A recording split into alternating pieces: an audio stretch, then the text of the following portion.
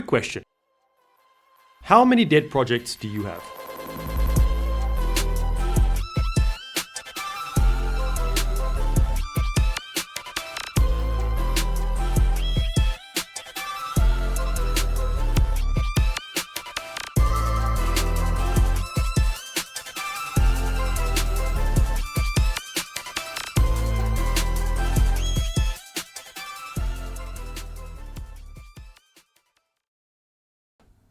Over the past few years, I've started a lot of game projects and finished exactly 0 of them. Every new idea felt like the one, the project that was finally going to work, but somehow they all ended up in the same place, the project graveyard. So today, I'm trying something different. Instead of quietly abandoning another game idea, I'm documenting the entire process of making one, and hopefully actually finishing it.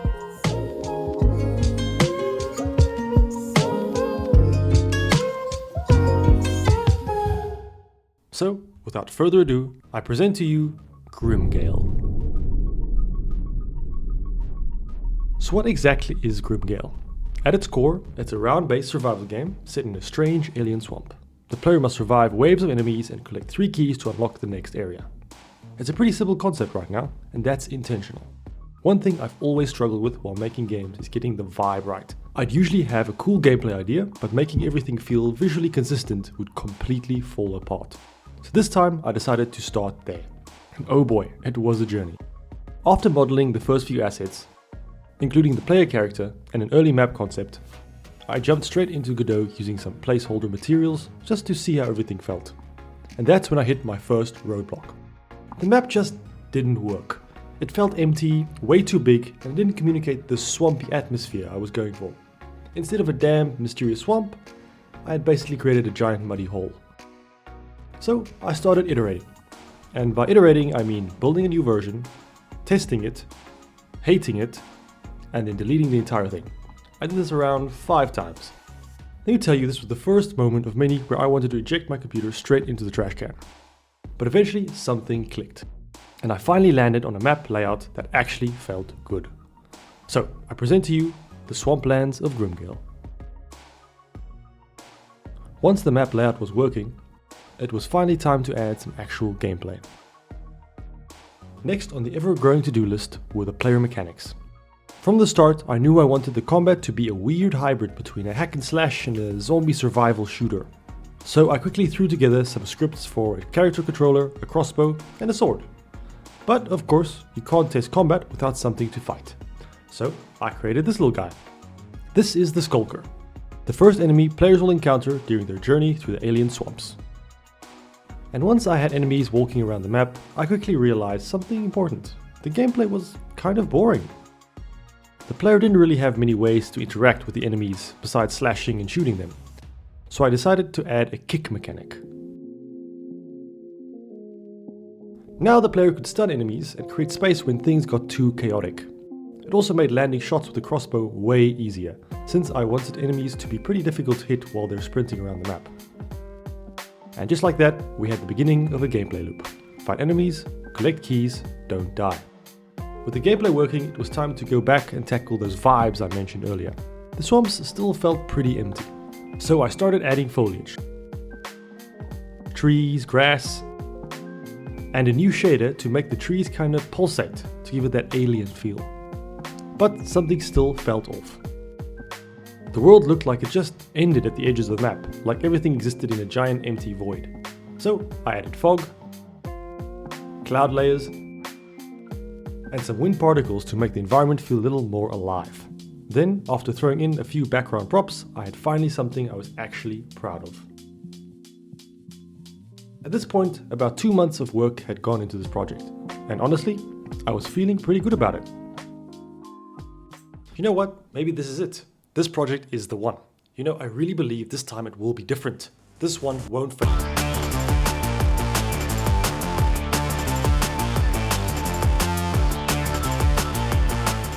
Of course, creating anything comes with a lot of challenges. And the biggest one I've faced so far has definitely been visual consistency. Now, I'm definitely not an artist. And if you look at some of my older projects, you'll notice they all have one thing in common. They all look like absolute garbage. So, because of that, I usually fall back on an old school pixelated style. Partly because I like the aesthetic, but mostly because it's something I actually know how to make. To be honest, it's probably not going to win any art awards, but I will say I'm pretty proud of how it turned out. I experimented with a lot of different visual ideas along the way. Custom shaders, different material styles, random assets I found online, all with their varying levels of success. But in the end, I went back to my old reliable grungy pixel art style. Because even if it isn't perfect, it follows one very important rule of game art. If one thing has to look like garbage, everything has to look like garbage.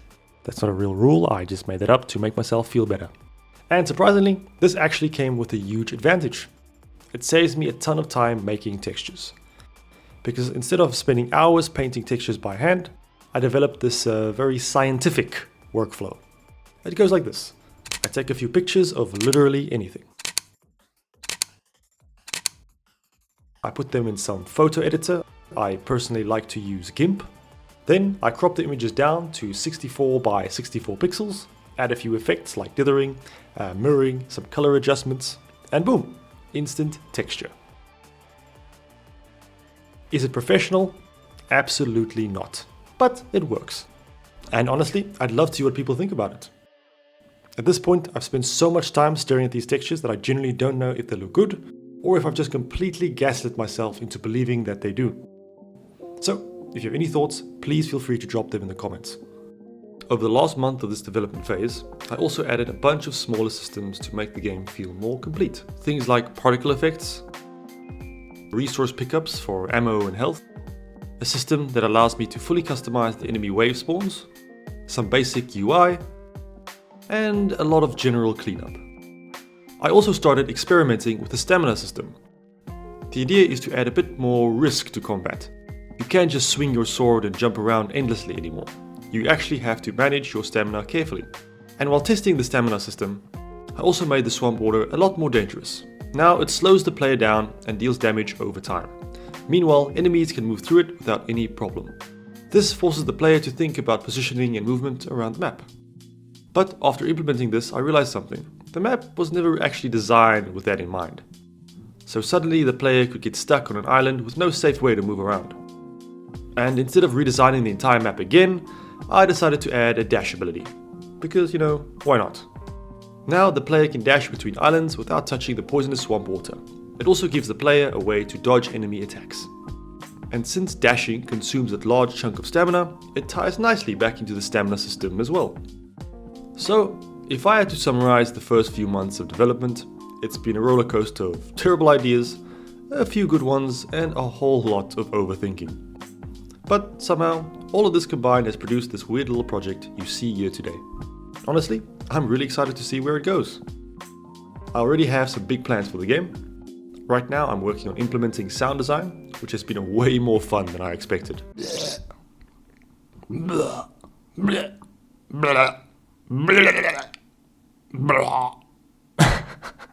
I've also spent an embarrassing amount of time writing lore, character motivations, and story ideas for this world. But that's something we'll dive into a future video. So, with that said, thank you so much for watching. I'm glad I got to share my thoughts and this idea with you, and I hope you stick around to see where this project goes next.